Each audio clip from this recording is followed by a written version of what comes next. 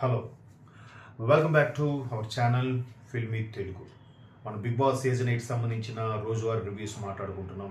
ట్విస్ట్లు ఏవైనా వచ్చినప్పుడు ఖచ్చితంగా మరి కాస్త ముందుగానే చెప్పడానికి ట్రై చేస్తున్నాను. ఎలిమినేషన్ సంబంధించి ఎంతవరకు మనం ఏదైతే ఎలిమినేషన్ అవుతారనుకున్నామో వాళ్ళందరూ ఆల్మోస్ట్ ఆల్ అయ్యారు.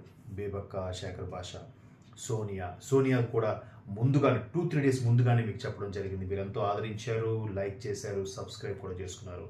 అందుకు థ్యాంక్ యూ. అయితే మధ్యలో కూడా ఒక ఎలిమినేషన్ ఉంటుందని అనుకున్నాము. ఆ ఎలిమినేషన్ మేబీ వెడ్నెస్డే థర్స్డే అనుకున్నాం. థర్స్డే ఎలిమినేషన్ అయ్యింది. ఎలిమినేషన్ ఆదిత్య ఓం కానీ మణికంఠ కానీ అనుకున్నాం.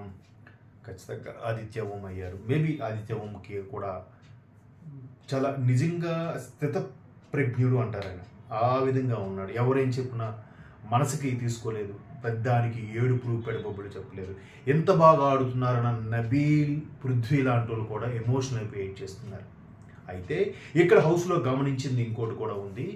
సోనియా వెళ్ళిపోయాక సోనియా ప్లేస్ని రీప్లేస్ చేసిన మరో సెకండ్ సోనియా హౌస్లో ఇవాళ మనం క్లియర్గా అబ్జర్వ్ చేస్తే తెలిసింది. సెకండ్ సోనియా ఎవరో మీకు ఈ పాటికి అర్థమవుతుంది.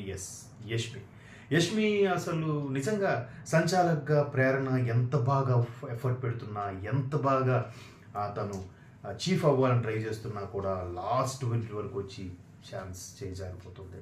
నిజంగా ప్రేరణ దురదృష్టవంతురాలే. అలాంటప్పుడు తను కూడా అంత బాధపడలేదు. యష్మి పృథ్వీ ఓడిపోయాడని చెప్పి ఏడ్చేయడం ఏంటి, బాధపడిపోవడం ఏంటి, సంచాలకుని నేను రాంగ్ అని చెప్పడం ఏంటి, కరెక్ట్ కాదు కదా. కరెక్ట్గా అన్ని బ్లాక్లు ఫిల్ అవ్వాలి, అన్ని ప్లేసులు అవ్వాలి, అప్పుడు చూసుకొని గంట కొట్టాలి. ఇది చెప్తూనే ఉంది, సరిగ్గా చూసుకో అన్ని ప్లేస్లో వెనక నుంచి గంట కొట్టాయి, అది కొట్టాయి, ఇది కొట్టాయి, అది తోసి ఇది తోసి సరిగ్గా పెట్టు, కింద మీద పెట్టు, కన్ఫ్యూజ్ చేసేస్తుంటారు.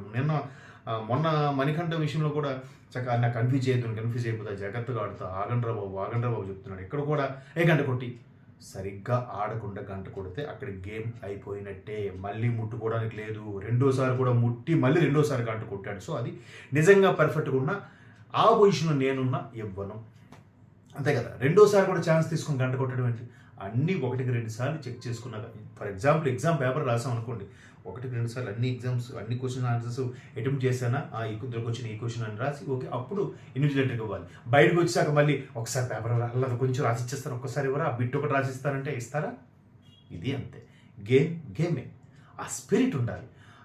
ఓడిపోయినాడు పృథ్వీ బాగానే ఉన్నాడు, యష్మికి ఏమైంది, సోనియాలాగా మళ్ళీ సీన్ క్రియేట్ చేస్తుంది, ఒకసారి అక్కడ ఏడ్చింది, ఓడిపోయాడు చెప్పి బాధపడింది, మళ్ళీ రెండోసారి ప్రేరణ పాపం ఫీల్ అవుతారేమో అని వచ్చి దగ్గరకు వచ్చి క్లారిటీ ఇచ్చి మీరు అనుకుంటున్నారా నిక్కచ్చిగా అడుగుతూ చెప్తూ వస్తుంది. అటువంటి ప్రేరణ నిజంగా ఫేర్గానే ఉంది, చిలిపిగానే ఉంది.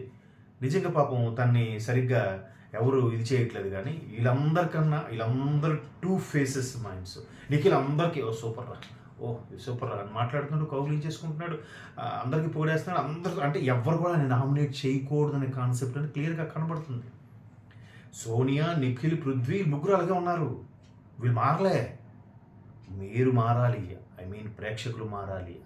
బాగా కీన్ అబ్జర్వ్ చేయాలి. ఎవరు నటిస్తున్నారు, ఎవరు నటించట్లేదు, ఎవరు ఫెయిర్గా ఉన్నారు, ఎవరు ఫ్రాంక్గా ఉన్నారని.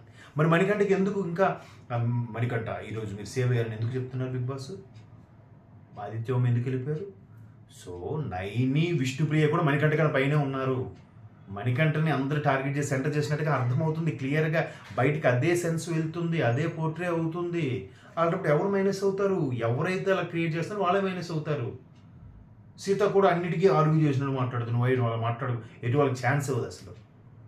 అలా పరంగా చూసుకుంటే ప్రేరణ కూడా చీఫ్ అవ్వాల్సిన మనిషే. సో ఆదిత్యం ఎలిమినేట్ అయ్యారు వీక్ మధ్యలో. రేపు నెక్స్ట్ కొత్త టీంతో కొత్త క్లాన్ అవబోతుందా, కొత్త కంటెస్టెంట్లు అవుతున్నారనేది తెలియబోతుంది. నిజంగా ఈసారి పవర్ఫుల్గా ఉండవాలి. ఇక్కడ ఉన్న సెలబ్రిటీస్ కన్నా ఎంతో కొంత నేము, ఫేము, యాక్టివ్, పార్టిసిపేటివ్ కంటెస్టెంట్గా రాబోతున్నారు.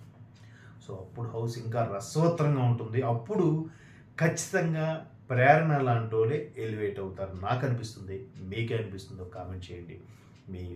ముందుగా సబ్స్క్రైబ్ చేసుకోండి, లైక్ చేయండి, మీ అభిప్రాయాన్ని షేర్ చేయండి.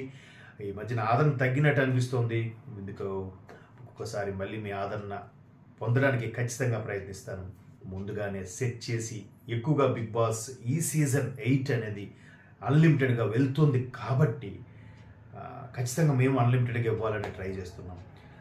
ఎక్కువ రేటింగ్ కూడా ఇదే వస్తుంది కాబట్టి ఖచ్చితంగా ఆదరిస్తారు అనుకుంటున్నా. సో దాని ప్రకారం మేము కూడా మంచి మంచి ఇన్పుట్స్ తీసుకొని ముందుగా ఏమవబోతుంది, ముందుగా ఎవరు రాబోతున్నారు, కంటెస్టెంట్లు ఎవరు రాబోతున్నారు కూడా నేను మీకు మరొక వీడియోలో చెప్తాను. కంటెస్టెంట్లు కూడా ఆల్రెడీ జబర్దస్త్ కానీ, శ్రీదేవి డ్రామా కంపెనీ కానీ, బుల్లితెర మీద ఎక్కువగా ఫెమిలియర్గా ఉన్న ఆర్టిస్టులే కంటెస్టెంట్గా రాబోతున్నారు. సో వాళ్ళు వచ్చాక హౌస్ ఇంకా కలర్ఫుల్గా ఉంటుంది, రసవత్తరంగా ఉంటుంది. ఇన్ని రోజులు వీళ్ళు ప్లే చేసిన గేమ్ ఏదైతుందో అది చాలామంది అక్కడ వరకు వర్క్ అవుతుంది. ఎందుకంటే ఆల్రెడీ వాళ్ళు బయట నుంచి చూసుంటారు వీళ్ళ పెర్ఫార్మెన్స్. ఖచ్చితంగా దానికి బ్రేక్ చేస్తారు, వాళ్ళ టాలెంట్ని ముందే గుర్తిస్తారు. కాబట్టి ఎలా చెక్ పెట్టాలో, ఎలా ఆడాలో కొత్త కంటెస్టెంట్కి తెలియబోతుంది. సో మన ఛానల్ చూడండి, సబ్స్క్రైబ్ చేసుకోండి. అంతవరకు